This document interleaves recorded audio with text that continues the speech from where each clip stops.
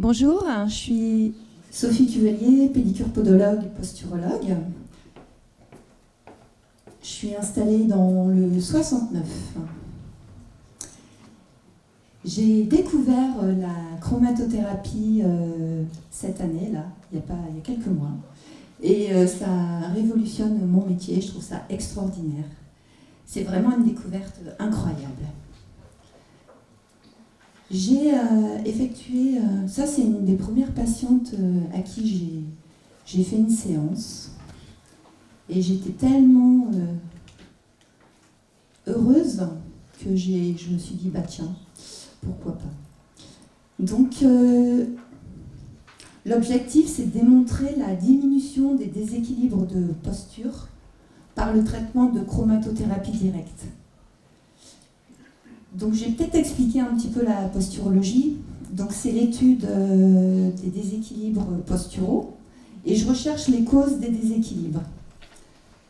Alors au niveau des causes, il y a pas mal de causes. Là donc je parle de la cause émotionnelle. Voilà, c'est vraiment une des grandes causes de déséquilibres posturaux. L'alimentation.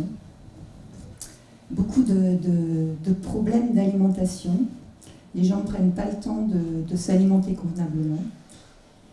La latéralité. Alors la latéralité, c'est un déséquilibre entre les hémisphères.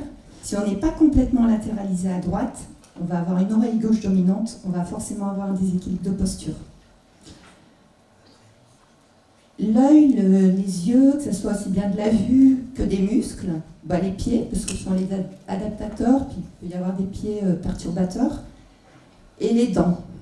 Et après, j'ai mis dysfonctionnements intervertébraux qui peuvent être une cause, mais qui en fin de compte sont quand même la conséquence.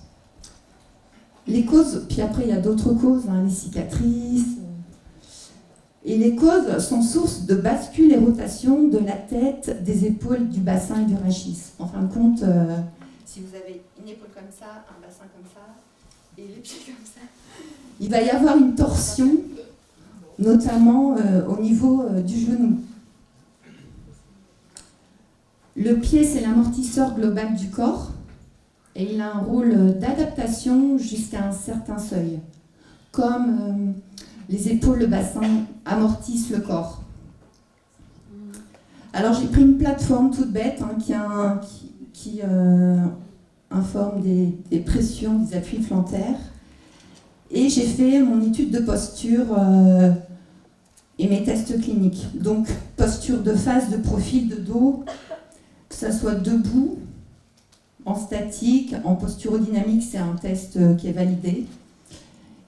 Et étude debout, couché et assis. Ah voilà, c'est Madame I, 72 ans. Elle est venue pour des... Je l'avais déjà vue l'année passée. Et elle est revenue pour un renouvellement de semelle. Et là, dans ses antécédents, et elle est venue pour une douleur de genou droit, elle avait mal tout le temps, vraiment 7 sur 10, la nuit, tout le temps. Elle a eu opération du genou droit en 2013 avec une demi-prothèse médiale, interne donc. En 2022, élargissement du canal lombaire. En 2023, prothèse de hanche droite. 2024, septembre, prothèse de hanche gauche. Et moi, je l'ai vue en mai. Donc, au mois de mai, j'ai fait une séance de chromatothérapie en interne, violette, 4 minutes de violet et 40 secondes de jaune en interne sur son genou droit. Et j'ai fait un enregistrement avant. L'enregistrement était pris au mois d'avril d'ailleurs, en avril, et j'ai dû la revoir 15 jours après pour venir chercher ses semelles. Et j'ai refait un enregistrement parce que j'étais trop curieuse de savoir si la chromatothérapie avait eu un impact sur sa posture. Et là, j'ai été vraiment très surprise de voir ça. En fin de compte, on a un axe ici qui est complètement aligné. Or que là, on a 2 axes qui ne sont pas alignés. Donc ça prouve qu'il y avait vraiment une torsion au niveau de sa posture.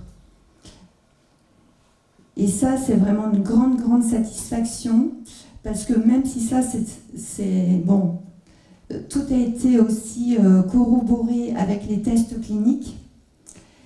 Mais là, on voit quand même qu'au niveau de ces appuis, j'ai moins de différence au niveau des pourcentages. Je suis à 28-23 contre 28-21 et 25-22 contre 23-26. Donc il reste quand même une différence latérale, ça je le constate parce que j'ai fait d'autres expériences, enfin d'autres, pas des expériences, mais d'autres enregistrements avant et après sur d'autres patients. Et à chaque fois, j'ai corrigé cet axe de torsion. Je suis revenue en alignement. Et le patient, surtout, a ressenti vraiment une amélioration. Et elle, je l'ai appelée justement il y a 2 jours. Parce que je l'ai vue qu'une fois, et elle m'a dit qu'elle allait très bien, qu'elle allait revenir me voir, parce qu'il y a encore beaucoup de travail. Douleur 4 sur 10 après 30 minutes de marche. Maintenant, elle peut marcher au moins 30 minutes sans avoir mal. Donc, elle est très contente. Et en fin de compte, là, j'étais vraiment tout au début de ma formation, enfin je suis encore tout au début d'ailleurs, mais je me dis que c'est extraordinaire parce que là, je lui ai fait juste une séance et en fin de compte, je me dis que, par exemple, les déséquilibres intervertébraux qui sont aussi la conséquence, là tout à l'heure j'ai appris que c'était une adaptation, et bien moi j'en suis en chromatothérapie, j'en suis déjà persuadée en posture que c'est des adaptations de déséquilibre. Donc la conclusion, c'est que la chromatothérapie directe permet d'améliorer la statique, la dynamique du corps, le tout validé par les examens cliniques. J'ai espoir que la chromatothérapie fasse progresser la façon d'aborder la posturologie, aussi bien dans l'examen clinique que dans les traitements. Car en tant que podologue, plus on agit sur la cause, au moins les semelles, il y aura de choses sur les semelles, et au plus les gens seront stables dans le temps. Parce que trop souvent, on doit mettre une cale pour compenser un genou, ou une cale, et moi je n'aime pas ça du tout, j'aime bien vraiment aller à la cause des déséquilibres. Donc ce qui permet au corps de se stabiliser dans le temps, et le corps retrouve sa liberté de mouvement. Voilà. Et merci vraiment, Dr Agrapard, de cette belle découverte qui met de la joie dans mon travail.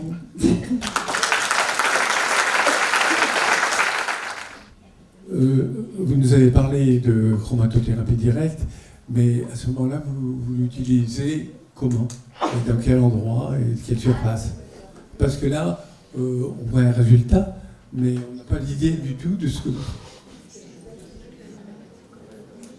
Alors, j'ai la chance d'avoir 1 pièce, 2 pièces, 3 pièces au cabinet. Donc, j'ai isolé la patiente confortablement. Je vais envoyer la lumière vraiment sur le compartiment interne du genou droit. 4 minutes de violet, 40 secondes de jaune. Et puis, je l'ai laissée se reposer 20 minutes. Elle se sentait bien. Elle avait même senti de la chaleur. Et voilà, donc j'avais fait que ça. J'avais pas mis de semelle, rien du tout. Je voulais vraiment tester la chromatothérapie, voilà, l'avant et l'après.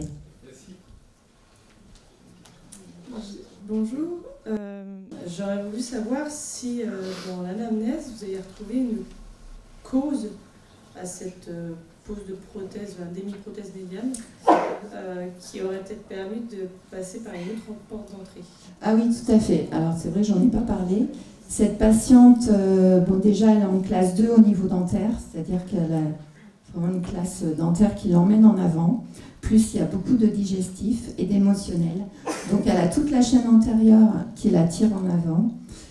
Et donc il y a des causes émotionnelles, alimentaires et de classe dentaire. Voilà, les grosses causes puissent. Et en plus, il y a un manque d'activité sportive, de gainage, ce qui fait que sa posture, voilà, elle plonge en avant. Mais moi, je suis allée vraiment... Et justement, c'est ça qui est chouette, c'est qu'avec le temps, je me dis, je pourrais probablement prendre les patients en charge de façon beaucoup plus globale et même faire de la prévention, enfin, d'éviter ça, faire de la prévention. Et ça c'est vraiment l'objectif. Il n'y avait pas de trauma particulier dans ces antécédents? Non, j'ai pas souvenir de trauma. Alors après, il faut savoir que ça, J'étais toute néophyte, j'avais fait qu'un séminaire. Et maintenant, mon interrogatoire, il est changé. Je vais beaucoup plus profondément, je demande les traumas. Voilà, je prends beaucoup plus de temps pour l'interrogatoire.